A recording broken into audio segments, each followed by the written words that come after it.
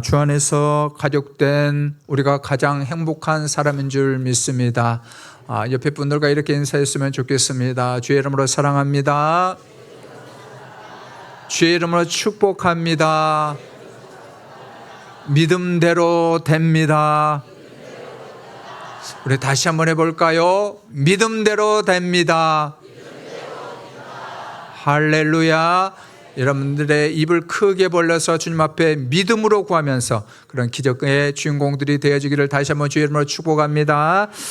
오늘 말씀은 이제 삶의 질문 복음의 대답 8번째 마지막 시간으로 삶이 너무 버거울 때라는 제목으로 여러분들과 함께 말씀을 나누기를 원합니다. 얼마 전 세계적인 IT 기업인 그 마이크로소프트사가 이제 자기들의 그 운영 프로그램을 사용하고 있는 그런 이용자들의 이메일들 그리고 회의 어떤 것들 또 업무 그 메시지 이런 사용 패턴을 이 회사에서 이제 분석을 이렇게 했습니다. 그리고 그것을 사용하는 그 현대인들이 일하는 방식을 종합을 해가지고 아주 흥미로운 이런 단어로 이렇게 발표를 했는데 끝나지 않는 근무일. 그러니까 이 프로그램을 사용하는 그런 자기의 그 소속된 그 어떤 사람들 그리고 현대인들의 삶을 끝나지 않는 근무일이라고 이렇게 단어로 표시를 했습니다. 근데 보니까 그런 거예요. 아침에 보통 이제 눈을 뜬 때가 이제 6시 정도 이제 눈을 뜨는데 이제 딱 6시 뜨면 이제 스마트폰을 켜고 그때로부터 이메일을 확인하는 사람이 자기 프로그램을 운영하는 그 사람들 중에 40%가 아침 6시에 일어나자마자 확인하는 게 이메일을 확인하는 사람들 수가 40%나 되었다라는 것입니다.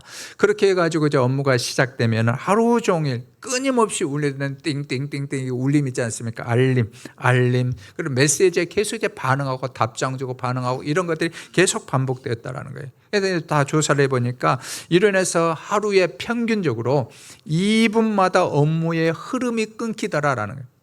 집중을 해야 되는데 계속 알림이 들어오고 다른 문자 메시지 이메일이 오다 보니까 집중하지 못하고 2분마다 업무의 흐름이 이렇게 끊기는 이런 빈도가 이렇게 나타나더라라는 것입니다.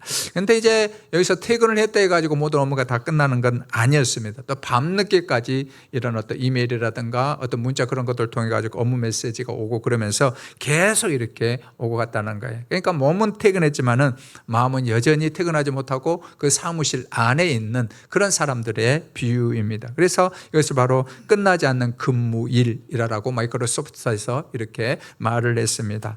그런데 여러분들 가만히 생각해 보면 어떻습니까? 이것이 뭐 단순히 그쪽 어떤 회사 직원들만의 어떤 얘기겠습니까? 그렇지 않는 것 같아요. 회사에는 그래도 퇴근이라는 그 시간이 있지 않습니까? 아침 8시에 출근해 가지고 6시에 퇴근하는 이런 어떤 규정들이 있습니다만은 그러나 우리가 이제 부모되는 그 입장에서 보면 부모의 역할은 어떻습니까?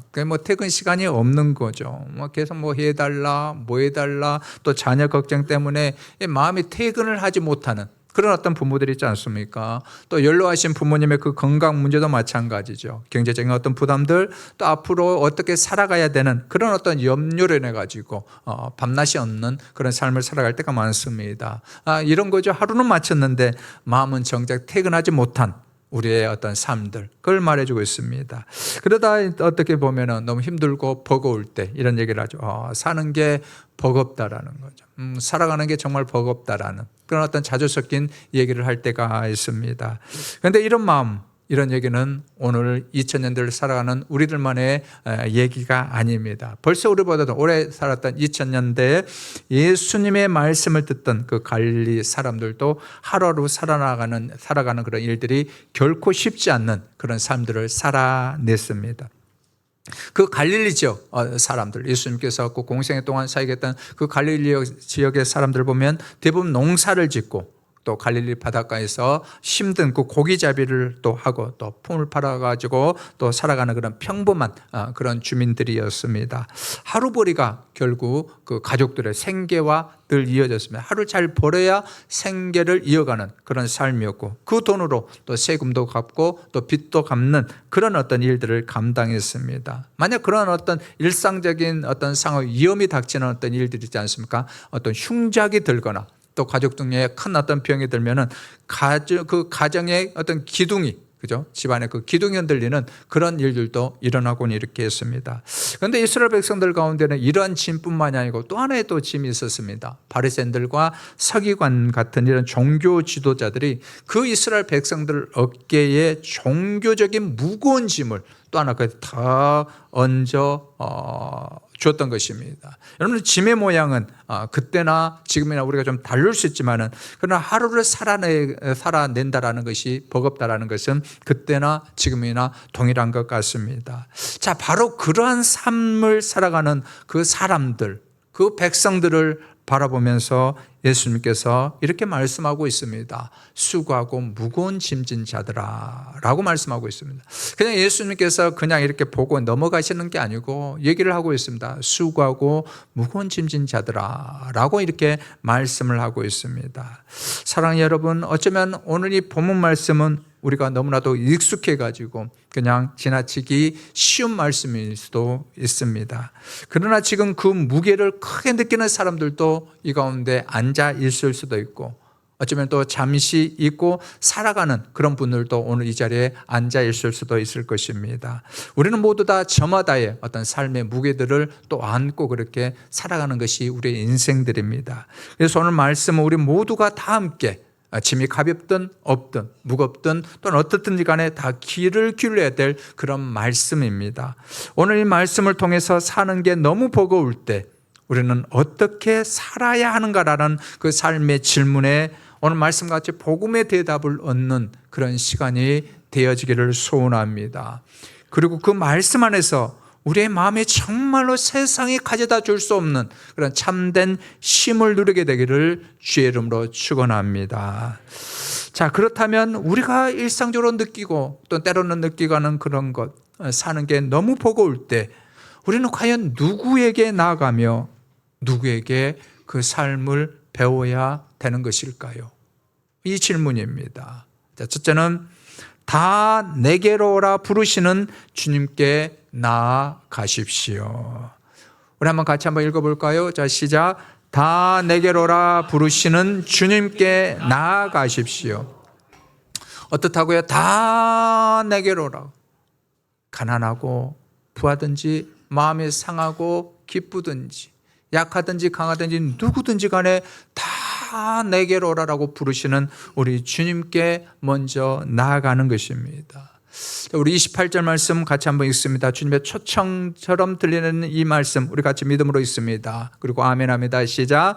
수고하고 무거운 짐진 자들아 다 내게로 오라. 내가 너희를 쉬게 하리라. 아멘. 여러분, 28절 말씀 마태복음 11장 28절 말씀 너무나도 다 유명한 그런 말씀이지 않습니까? 예수를 믿든지 심지어는 교회를 다니지 않는 사람들도 이 수고하고 무거운 짐진 자들 다 내게로 오라라는 이 말씀을 다 어느 정도 보편적으로 이렇게 알고 있습니다. 그래서 우리가 이 말씀을 우리가 읽고 들으면은 그렇지 힘들고 지치면은 예수께 나가야 되지라고 그렇게 생각을 합니다. 여러분, 이건 맞는 말입니다. 틀린 말이 아닙니다. 그런데 여기서 우리가 정말로 중요하게 여기고 우리가 관심을 가지고 주목해야 될 말씀이 있습니다. 예수님은 단순히 오라라고 말씀하고 있지 않습니다. 어떻게 말씀하고 있습니까? 내게로 오라라고 말씀하고 있습니다. 중요한 말 28절 말씀에서 가장 중요한 말씀이 이것입니다. 내게로 오라라고 말씀하고 있습니다. 우리가 지난 7주 동안에 삶의 질문, 복음의 대답이라는 이 시리즈를 가지고 말씀했는데 여러분들은 하나님께서 어떤 답이 이거다라고 말씀해 준 것은 거의 없었습니다. 인생에 여러 가지 어떤 삶의 질문이 있을 때 답이 이거다고 우리 주님께서 우리 하나님께서 말씀해 준 것은 없었습니다. 무엇입니까? 하나님께 나오라는 것. 그 답보다 우리가 생각했던 그 답보다 더 크신 하나님께로 나오라라고 말씀하고 있습니다. 여러분, 예수님도 마찬가지입니다. 삶의 버거운 그런 인생들에게, 그런 삶을 살아가는 많은 사람들에게 몇 가지 어떤 제안들을 하겠다라고 말씀하지 않냐고 어떻게 하고 있습니까? 자신을 가리키면서 내게로 오라라고 말씀하고 있습니다. 내게로 나오라라고 말씀하고 있습니다. 자, 그렇다면 우리는 질문을 우리가 할 수 있습니다. 왜 과연 예수님인가라는 거죠. 왜 예수님께로 우리가 나와야 되는 것인가라는 거. 여러분들, 우리 눈에 보이지 않는 예수님, 그러나 눈에 보이는 많은 것들, 여러분 우리 귀에 들리는 얼마나 탁월한 어떤 여러분들 방법론들이 많이 있지 않습니까? 다른 사람들에게 물어봐도 좋은 것들 많이 있고, 다른 것들을 상담해야 될 많은 어떤 좋은 어떤 시스템이라든가 많은 것들이 있음에도 불구하고 예수님은 그렇게 말씀합니다. 내게로 오라라는 거죠. 그렇다면 우리가 질문하는 거죠. 왜 예수님인가라는 것입니다. 왜 과연 우리가 예수께 나와야 되는가라는 것입니다. 오늘 본문을 28절부터가 아니라 25절부터 본문을 삼은 이유가 바로 여기에 있습니다. 만약 25절부터 27절을 지나지 않고 다루지 않고 28절로 그냥 바로 떼어가면은 우리는 단지 위로의 말씀만 듣게 되는 것입니다. 그러나 여러분들 25절부터 27절 우리가 다루면은 뭘 알 수가 있느냐면은 그 위로를 말씀하시는 분이 누구냐라는 거예요. 정말 우리에게 진정한 위로를 주시는 그분이 누구냐라는 것을 우리에게 말씀해 주는 게 25절부터 27절에 그간에 있다라는 것입니다. 자, 우리 25절 말씀 우리 같이 한번 읽습니다. 시작. 그때 예수께서 대답하여 이르시되 천지의 주제이신 아버지여, 이것을 지혜롭고 슬기는 자들에게는 숨기시고 어린 아이들에게는 나타내심을 감사하나이다. 아멘. 자, 예수님께서 성부 하나님을 아버지라고 부르고 있는데 그 아버지를 어떻게 지칭하고 있습니까? 천지의 주제이신 아버지여라고 부르고 있습니다. 여러분들 예수님께서 그냥 다른 말로도 얼마든지 아버지라고 표현할 수 있는데 어떻게 표현하고 있다고요? 수식어를 천지의 주제이신 아버지라는 거예요.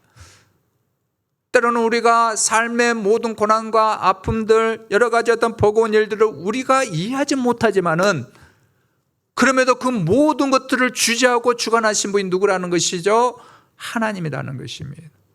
그래서 천지를 주재하는 어떤 분, 아버지라고 말씀하고 있습니다. 여러분들 이 천지를 주재하신 그 아버지 하나님 앞에 우리가 쉽게 나갈 수가 있겠습니까?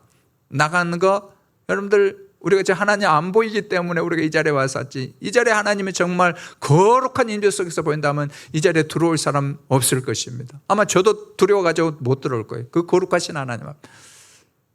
제가 이제 목양실에 여기 있다 보면은 간혹 우리 권사님들 집사님들이 간혹 이런 말을 해요. 아, 목사님 이 목양실에 들어오기가 어떨 때는 막 떨립니다. 그러면 잡아먹지도 않는데 왜 떨리냐고 그래요.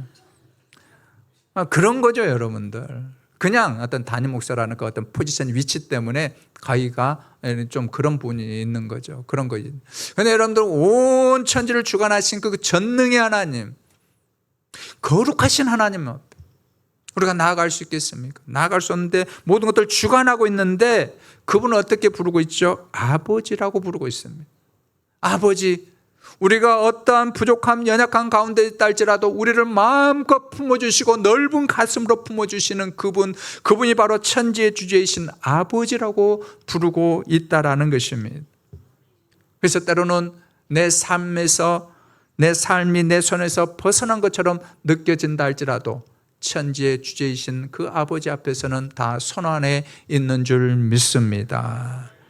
자, 그런데 25절에는 또 하나의 말씀이 나오고 있습니다. 예수님은 아버지께서 이 모든 하시는 그것들을 누구에게 나타냈다고 했냐면은 어린 아이들에게는 나타내심을 감사하나이다 라고 얘기를 하고 있습니다.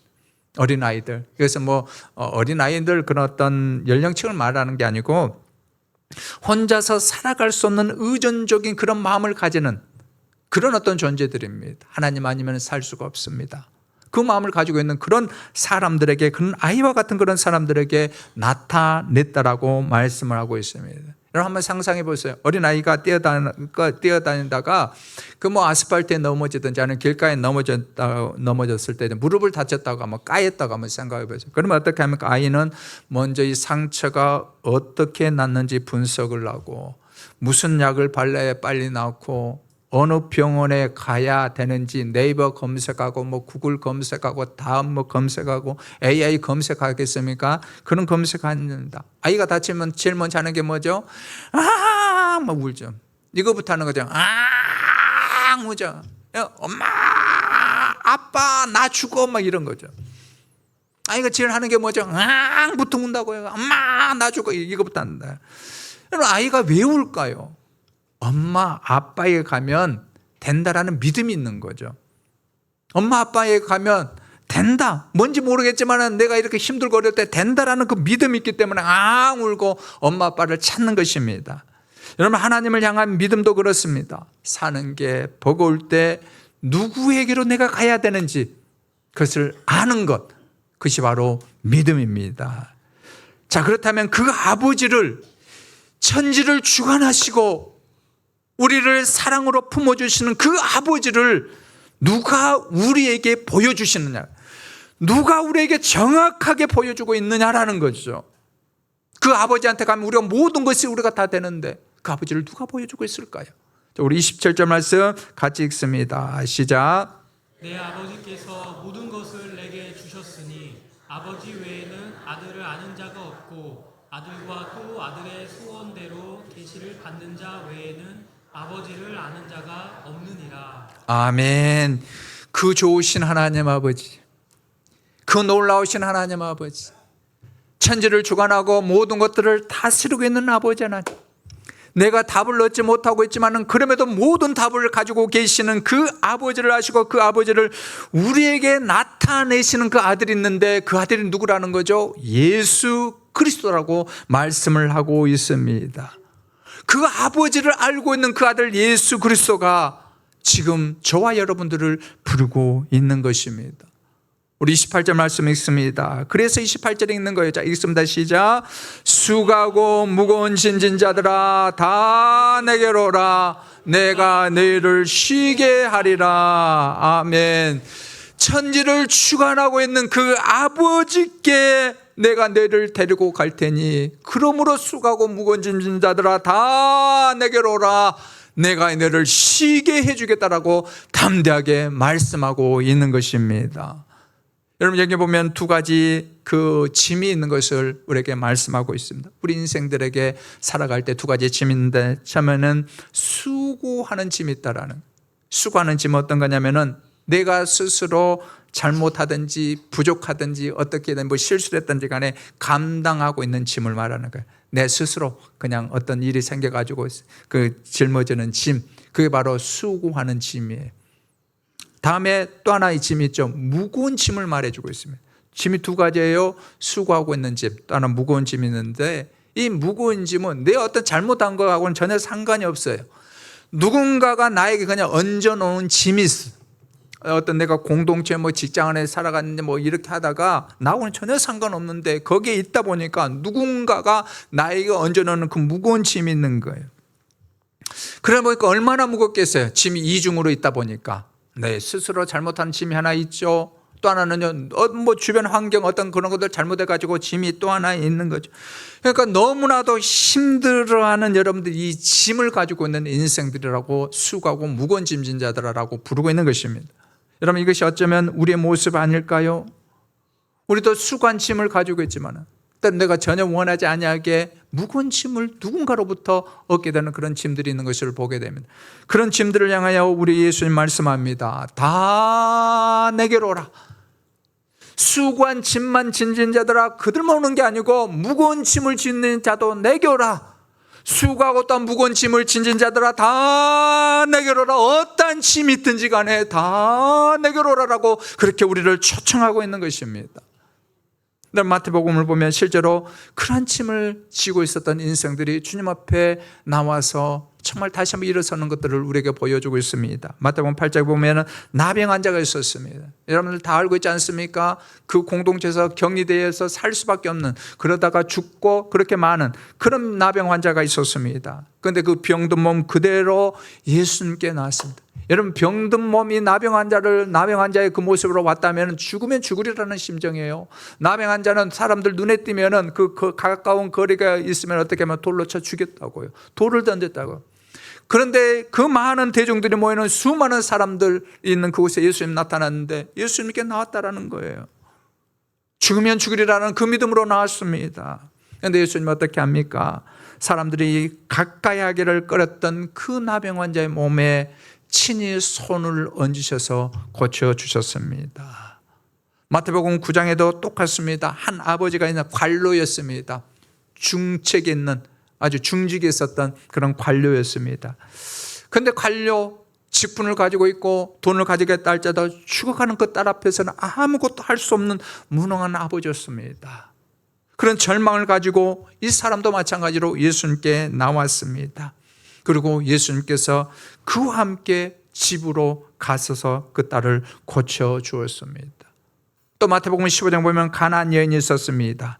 이 가나안 여인 이방 출신입니다. 이스라엘 백성들이 아니라 가나안 이방 출신인데, 그러면 이방 출신이면 어떻게 해야 됩니까? 외국이면 그래도 좀 잘 살아야 사람들 때 궁시렁궁시렁 안 듣고 이 말 좀 쏙닥거리는 소리를 안 듣는데, 이방 여자에다가 어떻게 합니까? 딸의 귀신까지 들렸다고요. 귀신 들렸으니까 얼마나 사람들의 입에 오르는 내렸겠습니까? 하나님 백성 아니니까 저렇지, 딸이 귀신 들렸지, 그런 말 안 듣겠어요? 그런 이방 여자의 그런 무너진 마음을 가지고 주님께 찾아와서 부르짖었습니다. 예수님이 어떻게 할까요? 이방 여자였지만은, 귀신 들린 딸이었지만은 예수님께서 그녀의 간구를 들으시고 고쳐주셨습니다. 여러분 한번 보시기 바랍니다. 한 사람은 자기 몸에 짐이 있었습니다. 한 사람은 죽음에 짐이 있었습니다. 한 사람은 자녀에 대한 그 짐이 있었습니다. 그 마음을 가지고 예수님께 나왔습니다. 짐의 모양은 다 달랐습니다. 그러나 한 가지는 분명했습니다. 그들은 해결할 수 없는 그 삶의 짐을 가지고 예수님께 나왔다라는 것입니다. 여러분 그렇습니다. 우리가 주님께 나아갈 수 있는 자격은 버거운 짐을 다 내려놓은 데 있지 않습니다. 오히려요, 오늘 이 자리에 오신 귀한 성도님들, 인생에 짐이 있습니까? 그 짐을 지고 있다는 사실이 다 내게로 오라라는 그 주님의 초청을 받아들여야 되는 그 이유가 되는 것입니다. 그래서 우리가 우리 자신을 한번 살펴보기를 원합니다. 여러분들, 교회에 오는 것하고 예수님께 오는 것은 결코 같지가 않을 수가 있습니다. 교회에 오는 거하고 예수님께 나오는 거하고는 같지 않을 수가 많이 있습니다. 오늘 말씀 보세요. 예수님은 어디로 오라라고 말씀하지 않습니다. 어떻게 말씀하고 있습니까? 내게로 오라라고 말씀합니다. 어디로 오라라고 말씀하고 있지 않아요. 내게로 오라라고 말씀하고 있습니다.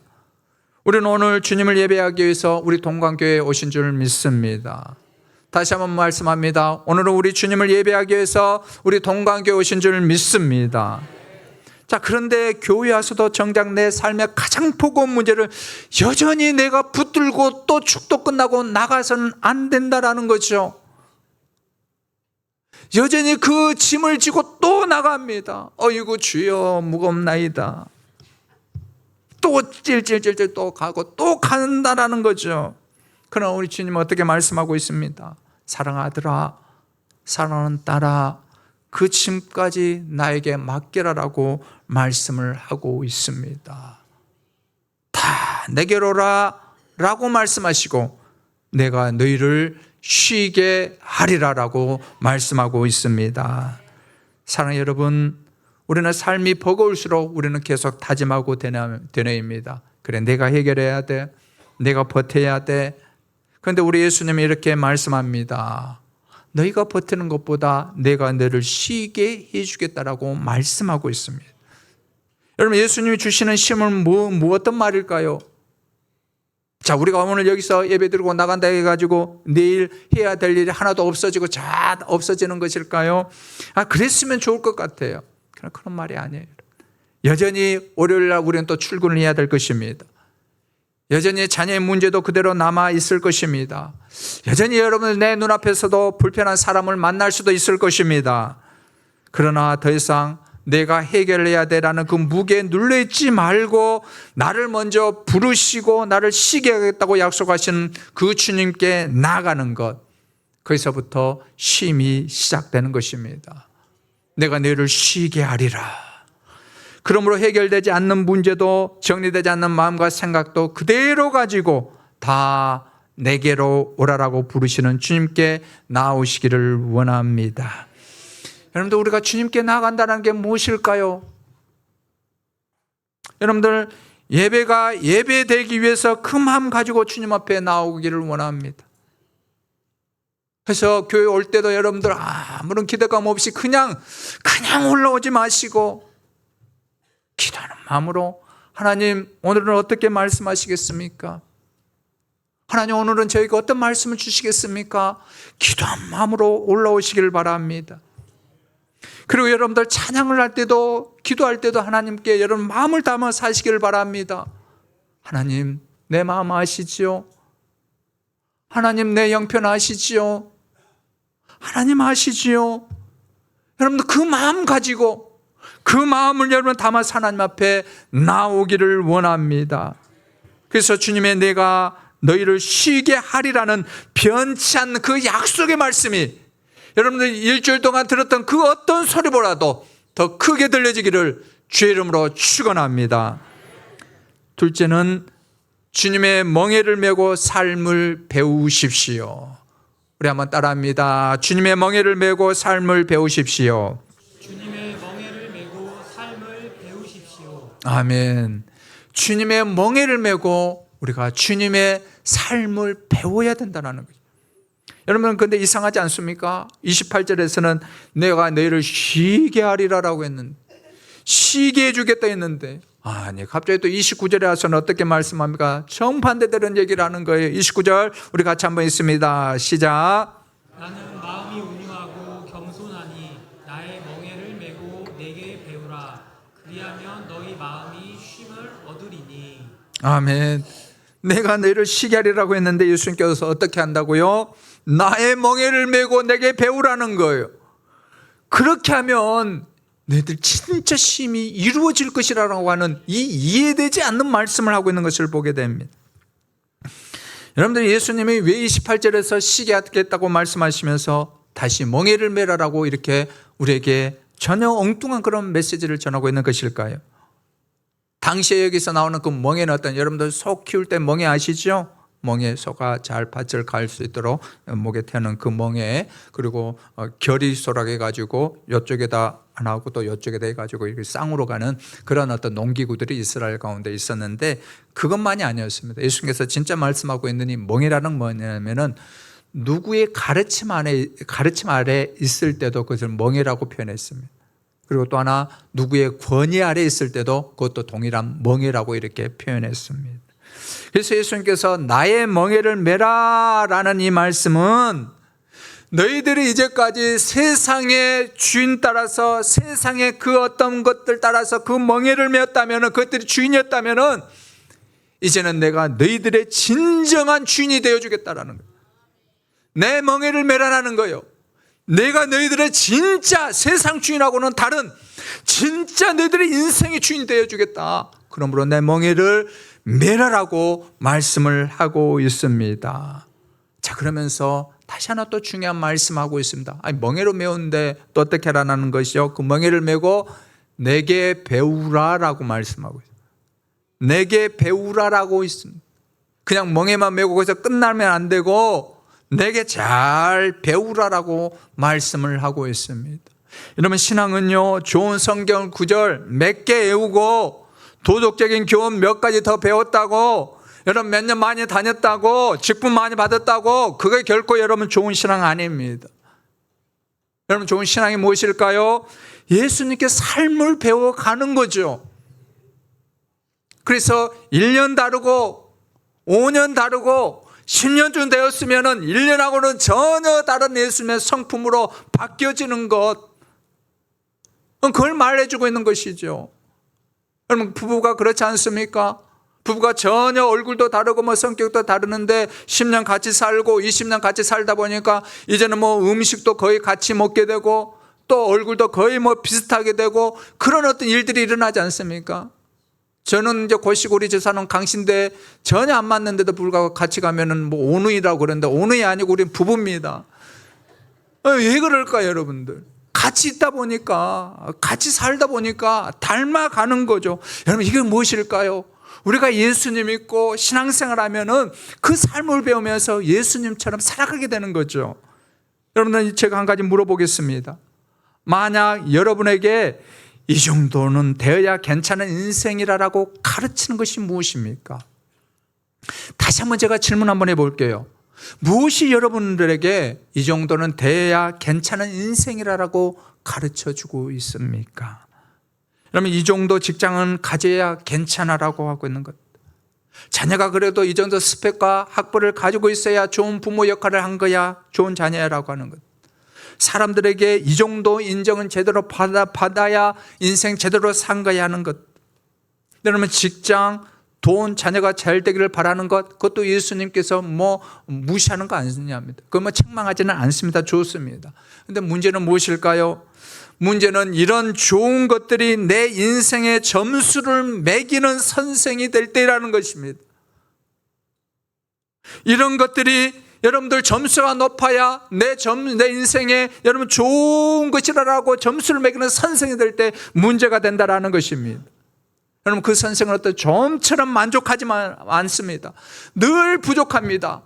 좀 더 가져야 돼, 좀 더 누려야 돼, 좀 더 쉬어야 돼, 좀 더 높아져야 돼. 여러분 그 선생은 결코 만족함이 없습니다.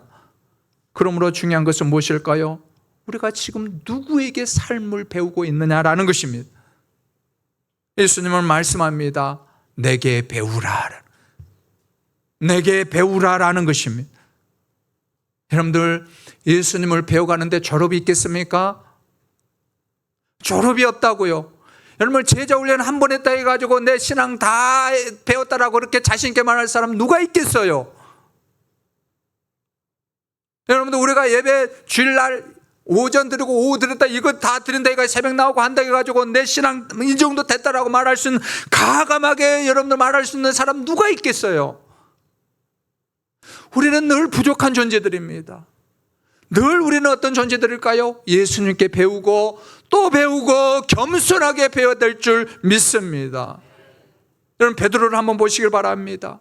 예수님 붙잡히시던 밤에 그는 칼부터 뽑았습니다. 칼부터 뽑았습니다. 왜 그럴까요? 나도 공격받으면 힘으로 맞서야 된다라는 그 여러분 세상 논리를 가지고 그렇게 했다라는 거예요.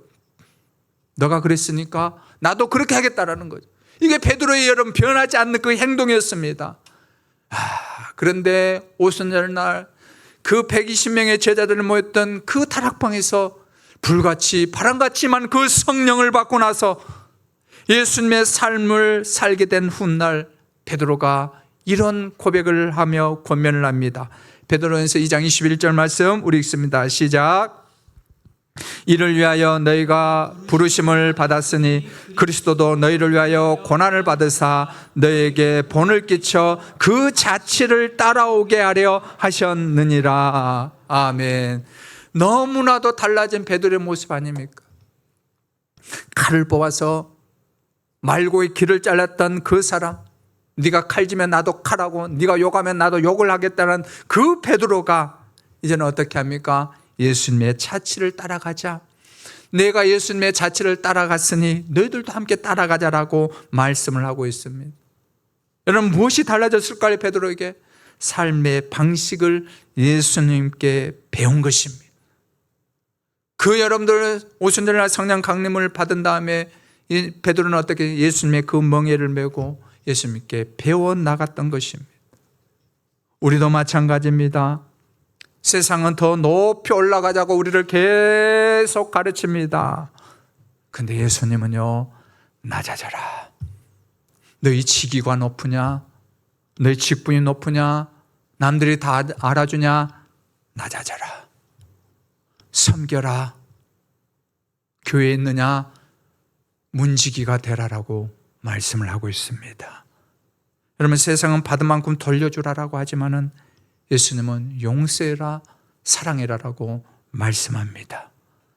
세상은 불안하면 더 움켜져라, 더 쌓아놓으라라고 하지만 예수님은 긍휼을 베풀어줘라, 더 섬겨줘라, 더 사랑을 베풀어라라고 말씀을 하고 있습니다. 여러분 근데 이미 사는 게 버거운 사람에게 내게 배우라는 말씀은 어떻습니까? 부담스러운 말씀이 될 수 있습니다. 아니 버거운데 이게 또 배우라니, 또 이것까지 또 배워가지고 또 해야 되냐라는 그런 질문이 있습니다. 자, 그런데요, 그래서 예수님께서 놀라운 걸 하나 우리에게 보여주고 있습니다. 뭘 보여주냐면은 예수님의 마음을 보여주고 있습니다. 예수님의 마음을 보여주고 있는데 예수님께서 어떻게 말씀하고 있습니까? 나는 마음이 온유하고 겸손하다라고 말씀하고 있습니다.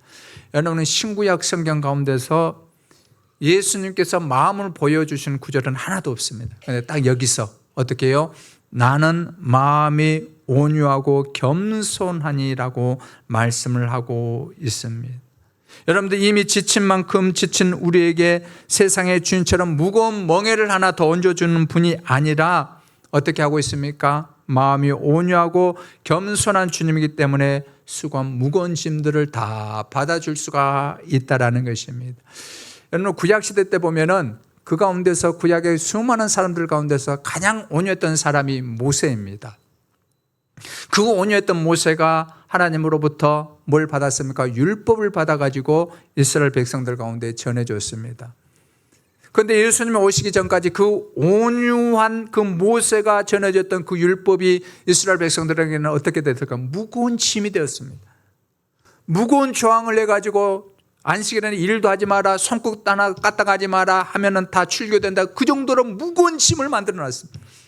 쉼이 없는 거예요. 종교적인 쉼이 없는 거예요. 그래서 예수님께서 어떻게 합니까? 나는 마음이 온유하다는 거예요. 모세는 그렇게 가르쳤는데 너희들이 잘못했지만은 진짜로 온유한 사람, 온유한 주인이 여기 왔다라는 거죠. 온유한 주인 누구라고요? 예수 그리스도. 너희들이 그 율법에 걸려서 또한 굴레에서 정말 쉬지 못하고 있는 거기에서 진짜로 쉬게 줄 그분 바로 여기 예수가 왔다라고 말씀하고 있습니다. 온유하고 겸손한 것이 주님의 마음이기 때문에 수고하고 모든 짐들을 우리가 다 맡길 수가 있는 것입니다. 그래서 우리 예수님 말씀합니다. 그리하면 너희 마음이 쉼을 얻으리니. 그리하면 너희 마음이 쉼을 얻으리니라는 것입니다. 여러분들 예수님이 주시는 쉼은요 아무것도 매지 않는 삶이 아니에요. 여러분 예수님이 주는 쉼이라 해가지고 아무것도 하지 않고 그냥 들어놓는 이런 쉼이 아니단 말입니다. 여러분 어떻게 합니까? 온유하고 겸손하신 주님께 삶을 배우며 누리는 진정한 영혼의 쉼. 누가 나를 뭐라 한다 할지라도 누구도 나의 영혼에서 이 기쁨을 빼앗아갈 수 없는 그 영혼의 참다운 쉼, 그 쉼을 내가 너희들에게 주겠다라고 말씀을 하고 있습니다. 우리 3절 말씀 같이 있습니다. 시작. 내 멍에는 쉽고 내 짐은 가벼움이라 하시니라. 저 뜻하고요 예수님이 주는 멍에는 쉽다라는 것입니다. 예수님이 지워준 그 짐은 어떻다고? 가볍다라고 말씀을 하고 있습니다. 여러분 여기서 잘 보세요. 예수님은 짐이 없다라고 말씀하지 않고 있습니다.